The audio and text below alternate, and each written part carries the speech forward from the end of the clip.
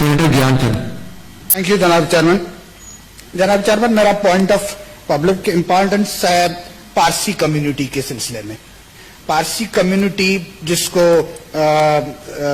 जमशेद नसरवान जी मेहता, जिसको मॉडर्न कराची का पायोनियर्स कहा जाता है, और उसको उसकी खिदमात की वजह से पोस्टल टिकट्स भी गवर्नमेंट ऑफ पाकिस्तान ने जारी की थी।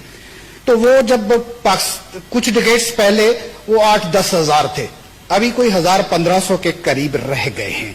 उनकी खिदमात में एनईडी यूनिवर्सिटी है, स्पेंसर आई हॉस्पिटल है, मामा पारसी स्कूल है, अंकल सरिया हॉस्पिटल है।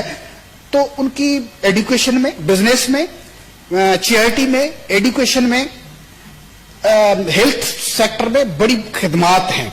लेकिन वो यहाँ पे उनको वो इनसिक्योरिटी महसूस करते थे, डिस्क्रिमिनेशन महसूस करते हुए उनकी पॉपुलेशन वो 8-10 हजार से कुछ बढ़नी चाहिए, उसके बजाय कम हो गई है। अभी जो रिसेंट जो चीज है वो उस पर मैं बात करना चाहता हूं।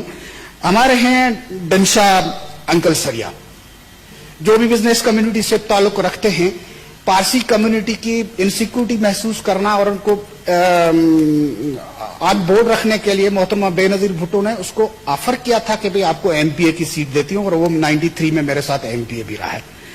अब उनके एक झूठा केस डाला गया है नैब की तरफ से, और नैब की क्रेडिबिलिटी जो है वो सबके सामने है, सुप्रीम कोर्ट उस पर अपनी ऑब्जर्वेशंस दे चुकी हैं।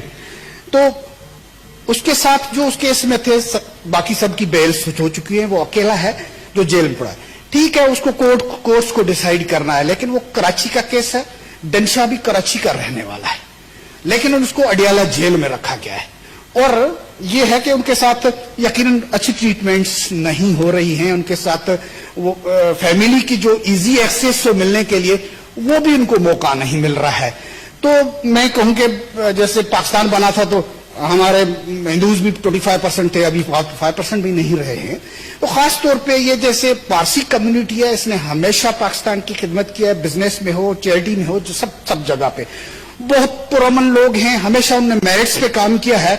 आज अगर उनका एक है बिजनेसमैन है, उसको किसी केस की वजह से है, तो उनके साथ फेयर ट्रीटमेंट उनको मिलना लाजमन है। तो मेरी रिक्वेस्ट होगी कि आप इस हाउस के सामने मैं रखता हूं कि उनके जो ग्रीवेंसेस हैं उनको दूर करने के लिए आप किसी कमेटी को रेफर करें, ह्यूमन राइट्स को रेफर करें, या अपने इंटीरियर को करें।